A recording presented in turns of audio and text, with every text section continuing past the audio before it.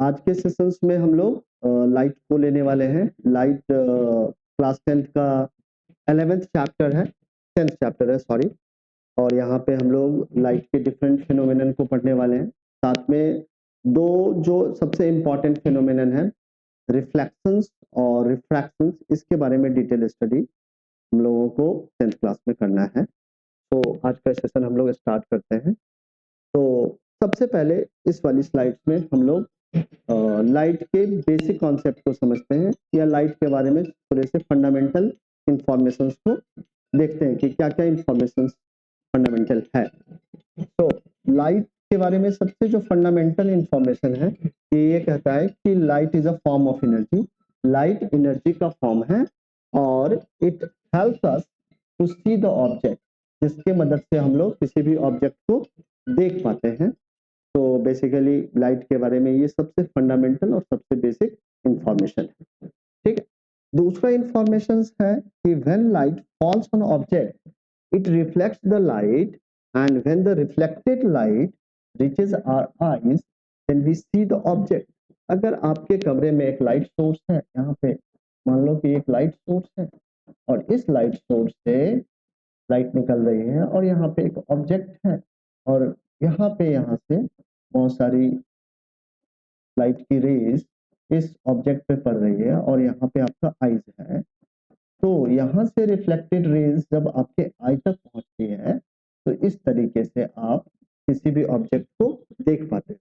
अगर आप इस लाइट सोर्स के बीच में कोई ऑब्स्टिकल डाल दें या आप आईज और ऑब्जेक्ट के बीच में कोई ऑब्स्टिकल डाल दें तो इस ड्यूरेशन में आप इस ऑब्जेक्ट को नहीं देख सकते हो। अब जो थर्ड इंफॉर्मेशन है लाइट के बारे में, ये कहता है कि अगर लाइट किसी भी मीडियम में ट्रेवल कर रही है, सेम मीडियम में ट्रेवल कर रही है, एक कंडीशन है, इसको याद रखना है कि अगर लाइट किसी एक ही मीडियम में ट्रेवल कर रही है तो हमेशा ही स्ट्रेट लाइन पाथ को फॉलो करती है। यानी कि अगर एक मीडियम में लाइट ट्रेवल करेगी तो वो स्ट्रेट लाइन पाथ पे मूव करेगी, ये कभी भी जिग जैग मूव नहीं करती है। तो इस इंफॉर्मेशन को हमेशा हमें याद रखना है।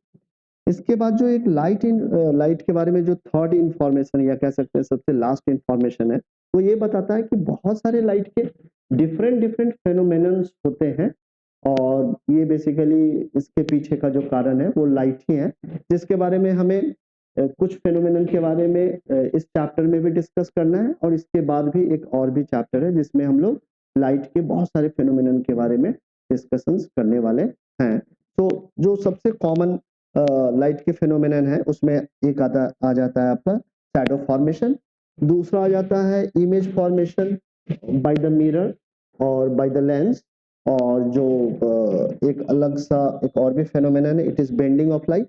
बेंडिंग ऑफ लाइट कब होगा? जब मीडियम एक लाइट अगर एक मीडियम से दूसरे मीडियम में ट्रेवल करती है तो अपने एक्चुअल पाथ से बेंड कर जाती है और इसी फेनोमेनन को हम लोग रिफ्रैक्शंस ऑफ लाइट भी कहते हैं। ट्विंकलिंग ऑफ स्टार्स भी लाइट का ही एक फेनोमेनन है जिसके बारे में हम लोग पढ़ने वाले हैं। Rainbow formation is also an phenomenon of light. तो there are so many phenomenon of light जिसके बारे में हम लोग जैसे जैसे चैप्टर आगे बढ़ेंगे और इन सारे फेनोमेनन के पीछे का जो कारण है उसको हम लोग डिटेल में समझेंगे। ठीक है, तो हम लोग नेक्स्ट वाली स्लाइड पे मूव करते हैं। यहाँ पे हमने दो फेनोमेनन को यहाँ पे दिखाया है, बेसिकली और भी बहुत सारे फेनोमेनन हैं बट इस स्लाइड में हमने दो फेनोमेनन को दिखाया है। यहाँ पे आप देख रहे हो कि रेनबो फॉर्मेशन हो रहा है और इस रेनबो फॉर्मेशन के भी पीछे का जो कारण है वो लाइट ही है। और यहाँ पे आप देख रहे हो कि जो आपने स्ट्रॉ डाला है इस टम्बलर में, ठीक है ना, ग्लास टम्बलर है आपके पास और इस ग्लास टम्बलर में जब आपने स्ट्रॉ डाला है तो आपको ये स्ट्रॉ लग रहा है कि जैसे इसका एक्चुअल लोकेशन ये है बट ये थोड़ा सा डेविएटेड लग रहा है अपने एक्चुअल लोकेशन से, और इसका कारण भी लाइट का जो एक फेनोमेनल रिफ्रैक्शंस है उसके कारण ऐसा हो रहा है। तो इनके बारे में हम लोग डिटेल डिस्कशंस करेंगे बट सबसे पहले हमें रिफ्लेक्शंस ऑफ लाइट के बारे में पढ़ना है हमारे 10th क्लास में। तो अब हम लोग रिफ्लेक्शंस के बारे में पढ़ने वाले हैं। तो सबसे पहले हम लोग समझते हैं कि रिफ्लेक्शन ऑफ लाइट क्या है। तो जब कभी भी लाइट किसी भी मीडियम में ट्रेवल करती है और शाइनी ऑब्जेक्ट से टकराती है तो सेम मीडियम में ही बाउंस बैक कर जाती है और इसी फेनोमेनन को हम लोग रिफ्लेक्शन ऑफ लाइट कहते हैं। ठीक है ना, इसी को यहाँ पे डिफाइन भी किया गया है। क्या लिखा हुआ है लिटरेचर में, जरा हम लोग पढ़ के देखते हैं। So when light falls on highly polished surface like a mirror, the most of the light is sent back into the same medium and this process is called reflection of light. जैसा कि मैंने आपको बताया। अब there are two laws of reflection, ठीक है ना, जिसके बारे में हम लोगों ने प्रीवियस क्लास में भी पढ़ा है, और इन दोनों लॉज को समझने के लिए हम लोग एक डायग्राम का हेल्प लेने वाले हैं। और यहाँ पे मैंने सबसे नीचे में प्लेन मिरर दिखाया है, और ये आपका इंसिडेंट रे है, ठीक है, और ये आपका रिफ्लेक्टेड रे है। और एक लाइन हमने जहां पे पॉइंट ऑफ इंसिडेंस है, this is the point of incidence, और इसी पॉइंट ऑफ इंसिडेंस पे एक मैंने परपेंडिकुलर लाइन ड्रॉ कर रखी है। बेसिकली ये वर्चुअल लाइन होती है, और इसी वर्चुअल लाइन को हम लोग नॉर्मल कहते हैं, ठीक है। तो जो इंसिडेंट रे है नॉर्मल के साथ जो एंगल बनाती है, उसी एंगल को हम लोग एंगल ऑफ इंसिडेंस कहते हैं, और रिफ्लेक्टेड रे जो एंगल बनाती है नॉर्मल के साथ, इसको हम लोग एंगल ऑफ रिफ्लेक्शन कहते हैं। तो बेसिकली फर्स्ट लॉ में ये बताया गया है कि angle of incidence is always equal to the angle of reflection.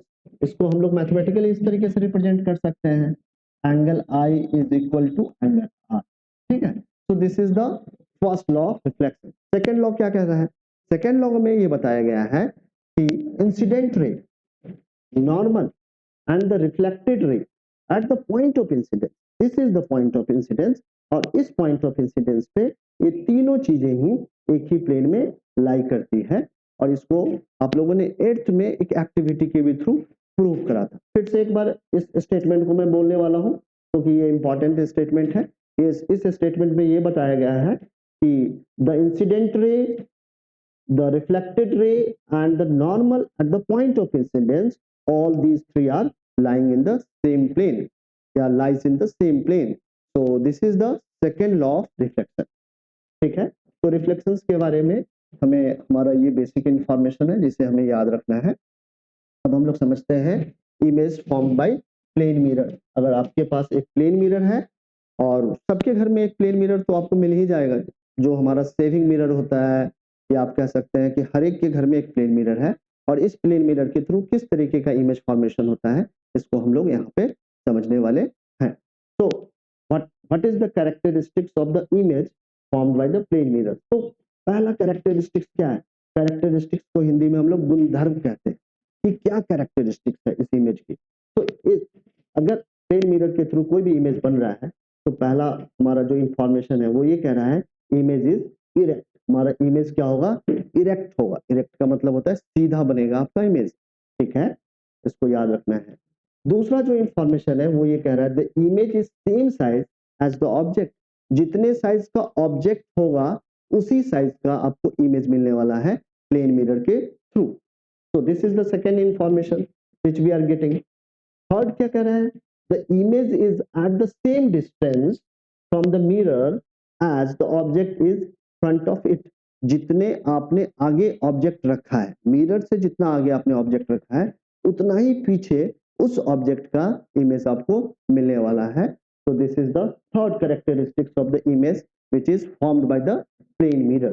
Now this is the fourth characteristic. Fourth characteristics क्या कह रहा है? The image is virtual. जो हमारा इमेज होगा वो वर्चुअल होगा, काल्पनिक होगा। It cannot be obtained on screen. So if any image is not obtaining on the screen, then such a type of image is known as virtual image. So you will get the virtual image in the case of the plane mirror, ठीक है।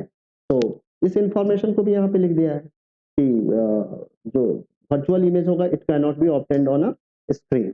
जो सबसे last information है इसको अब देखते हैं, और ये इंफॉर्मेशन कह रहा है the image is laterally inverted. अब यहाँ पे एक वर्ड है लेटरली, ठीक है, दूसरा वर्ड है इन्वर्टेड। इन दोनों का मीनिंग समझना है, ठीक है। तो अगर आप प्लेन मिरर के आगे आप खड़े रहते हो तो आपका भी लेटरल इन्वर्जन होता है। लेटरल इन्वर्जन का मतलब ये है कि जो आपका राइट पोर्शन है आपके लेफ्ट में अपीयर होगा, और चूंकि ह्यूमन बीइंग सिमेट्रिक होते हैं अपने लेफ्ट और राइट में, इसीलिए ये लेटरल इन्वर्जन आपको फील नहीं होता है, बट लेटरली इन्वर्टेड ही इमेज बनता है। इसको आप और अच्छे तरीके से समझ सकते हैं। अगर पी को आप मिरर में देखें तो ये पी आपको कुछ इस तरीके का दिखने को मिलेगा। तो this is the lateral inversion. आपका पी का डायरेक्शन क्या ये है, बट मिरर में इसका डायरेक्शन आपको ये देखने को मिलेगा। इसी तरीके से जो डी है ये आपको लेटरली इन्वर्टेड देखने को मिलने वाला है इस तरीके का। तो this is the meaning of lateral inversion. तो आपको अगर प्लेन मिरर के थ्रू कोई भी इमेज दिख रहा है तो उस इमेज में आपको इतनी सारी कैरेक्टरिस्टिक्स दिखने ही वाली है और इसी कैरेक्टरिस्टिक्स को यहाँ पे हमने लिस्टिंग कर रखा है। तो ये एक इम्पॉर्टेंट टॉपिक है, बोर्ड के पर्पज से आप लोगों को याद कर लेना चाहिए। ठीक है, अब नेक्स्ट वाली स्लाइड में हम लोग स्फेरिकल मिरर के बारे में पढ़ने वाले हैं। ठीक है, अब स्फेरिकल मिरर क्या होता है? हमने प्लेन मिरर तो देखा है, बट हमने स्फेरिकल मिरर भी देखा है, बट हम लोग उसको ओवरलुक कर जाते हैं, हमें पता नहीं चलता है कि ये कैसे प्लेन मिरर से स्फेरिकल मिरर डिफरेंट है। बट आप अगर गौर से देखोगे तो आपको अपने सराउंडिंग में स्फेरिकल मिरर भी देखने को मिल जाएंगे। अगर आप स्पून एक लेते हो, शाइनी स्पून ले लो, तो शाइनी स्पून भी क्या है, एक स्फेरिकल मिरर के जैसा बिहेव करता है, क्योंकि ये जो इसका स्पून का पोर्शन है ये स्फेरिकल मिरर के जैसा बिहेव करेगा। ठीक है, तो इस वाले टॉपिक में हम लोग स्फेरिकल मिरर के बारे में समझने वाले हैं। तो स्फेरिकल मिरर बेसिकली एक स्फेयर का टुकड़ा होता है। स्फेयर का मतलब होता है बॉल से, ना कि सर्कुलर किसी ऑब्जेक्ट से। अगर आप रोटी का एग्जाम्पल ले रहे हो तो रोटी आपको कहेंगे कि अगर उसमें थिकनेस को निग्लेक्ट कर दें तो रोटी को हम लोग कहेंगे कि सर्कुलर है। वही एक बॉल आपने लिया है तो बॉल को हम लोग कहते हैं कि ये स्फेरिकल है। तो जो स्फेरिकल मिरर होगा वो किसी न किसी स्फेयर का पार्ट होगा, किसी गोले का हिस्सा होगा। तो अगर आपके पास एक गोला है, ठीक है, इस तरीके का गोला है, इसके 3 डायमेंशनल थर्ड डायमेंशन को दिखाने के लिए मैंने क्या किया है, इसमें ये लाइन ड्रॉ की है जो थोड़ा सा इसको 3 डायमेंशन देता है। तो इस गोले को अगर आप इस गोले का एक छोटा सा हिस्सा इस तरीके से कट करें तो आपको इस तरीके का पोर्शंस मिलेगा, और ये पोर्शंस को अगर आप इस साइड से पॉलिशिंग करें तो ये जो मिरर होगा ये मिरर आपका कॉनकेव मिरर कहलाएगा। कौन सा मिरर कहलाएगा? कॉनकेव मिरर, याद रखना है।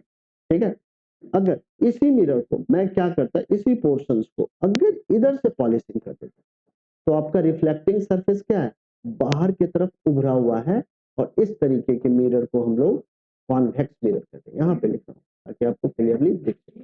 तो स्फेरिकल मिरर 2 तरीके के हो सकते हैं, एक कॉनकेव मिरर हो सकता है, दूसरा कॉन्वेक्स मिरर। ठीक है, अगर हम लोग इसकी ज्योमेट्री देखना चाहें तो आपको इस तरीके का मिरर को हम लोग कॉनकेव मिरर कहते हैं, और इस तरीके के मिरर को हम लोग कॉन्वेक्स मिरर कहते हैं। इसके बहुत सारे कैरेक्टरिस्टिक्स के बारे में हमें पढ़ना है।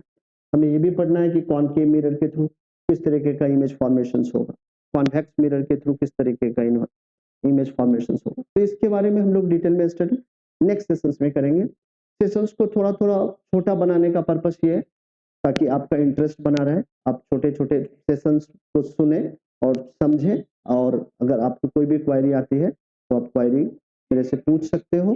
जो मेरा व्हाट्सएप नंबर है उस पर आप पोस्ट कर सकते हो अपनी क्वेरी, मैं उसको रिस्पॉन्ड करूंगा। तो आज का सेशंस हम लोग यहीं पे समाप्त करते हैं, फिर से अगले सेशंस में आप लोगों से मिलते हैं।